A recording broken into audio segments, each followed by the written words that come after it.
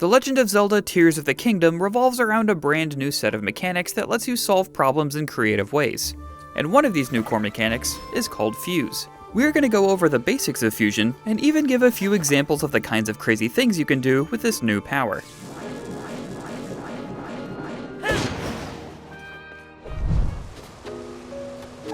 You first gain the ability to fuse from the Isa Shrine on the Great Sky Island, the first landmass you explore in Tears of the Kingdom. The description reads, attach something to an equipped weapon or shield to enhance it. You can undo this fusion, but that will destroy whatever has been attached. There are 3 key points we'll go over here. What exactly can be fused together, what you lose by breaking these fused things apart, and what does enhance it actually mean.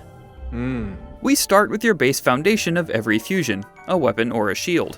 While you can combine different materials while cooking, and stick things in the world together with Ultra Hand, the specific fuse ability only works on weapons including arrows and shields. To begin the fuse process, equip any weapon or shield you want to fuse.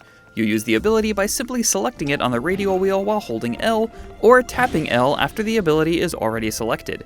When the ability is activated, you can highlight a particular material, item, or weapon in the environment by pointing your camera at it, and then pressing the corresponding button to fuse that item or weapon to the base weapon or shield of your choice. The first fusion you have to make is putting a boulder on a claymore so you can smash through a stone wall. Simple, right?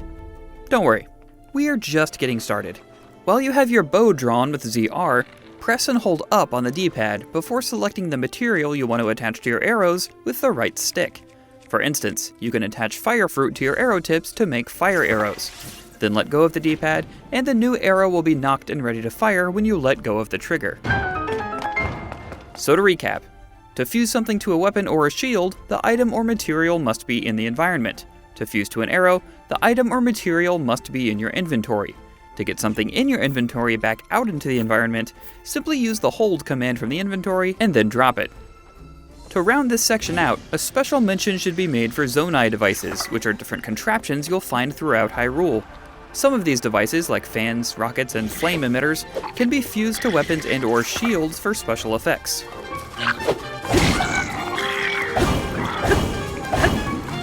Our reviewer, Tom, because he thrives on chaos, attached a flame emitter to a boomerang, making a giant throwable tornado of fire that probably caused more damage to Link than anyone else. But if flame-emitting boomerangs are a bad use case for fusion, then I don't even want to play this game anymore. Unfortunately, you can only fuse 2 things together, and if you try to fuse something onto an already fused weapon that you may have scored from an enemy or a chest, you'll receive an in-game message telling you to stop being a disappointment. While the in-game tutorial for fusion explains that breaking a fusion apart will destroy whatever is attached, that only goes for the material, not the base weapon or shield.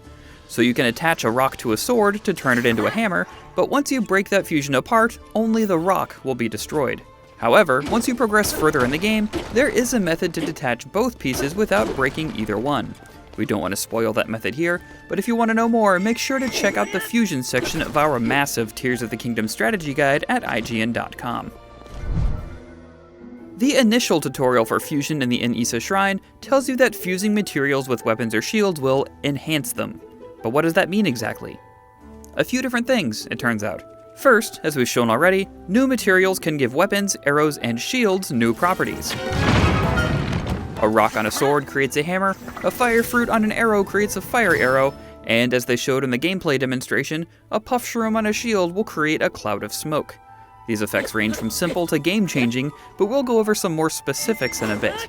But the other differences these materials make is in durability and attack power. Most base weapons in the game are pretty brittle. For instance, a long stick will break after only 18 attacks, but fuse it with a construct horn and it will last for 44. This is a great way to extend the life of your weapons if you're tired of them breaking or need them to do a lot more damage fast. Unfortunately, this won't reset the durability of your weapon, so it will still incur the same amount of durability loss from before it was fused. If you need to know how much damage materials will add to weapons, make sure you check out their fuse power in the description. And when you do fuse them, it will give you both the attack power added to the weapon and the new full attack power of the fused weapon in parentheses. Fuse power doesn't apply to shields, however. While durability will increase, defensive power will not. The trade-off is that equipping Zonai devices like fans and flame emitters will give you special properties when you hold ZL, like blowing enemies away from you or creating a makeshift defensive flamethrower. Weapons can also be fused to other weapons, but they're not as durable as fusing weapons to materials or items. For instance, if you need extra reach, fusing a stick to a halberd will let you poke enemies from a mile away, but it'll also break pretty fast. Also, often in the description, is a hint of how a material should be used for fusion.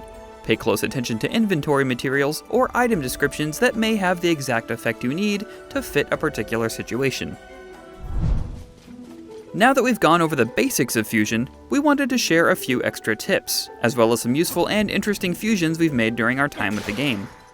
Bokoblin horns are short, but make sure to equip them on long sticks or other spear-like weapons as they make great spear tips. Zonai Construct and Lizalfo's horns are ideal materials for both one- or two-handed swords. Any rock makes a hammer, and flatter stones make axes, but Moblin horns make much more durable rock-breaking batch weapons to destroy rubble. Arrows can get weighed down with big horns, so stick with monster teeth, or toenails, to increase damage. As shown in the gameplay demonstration, Keese eyes will give your arrows homing properties, but Keese wings let your arrows fly much farther, much faster.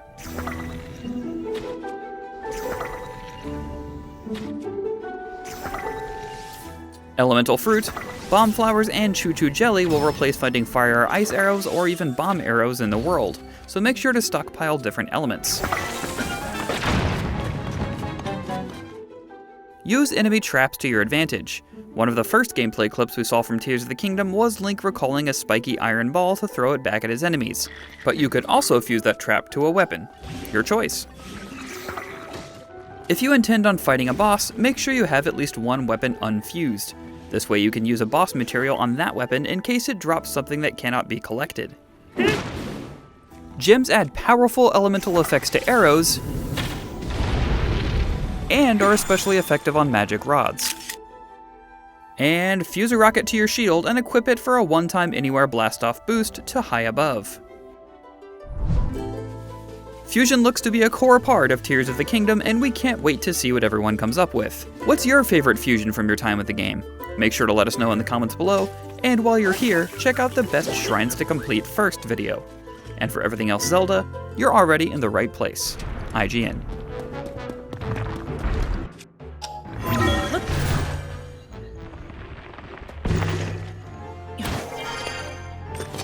Huh?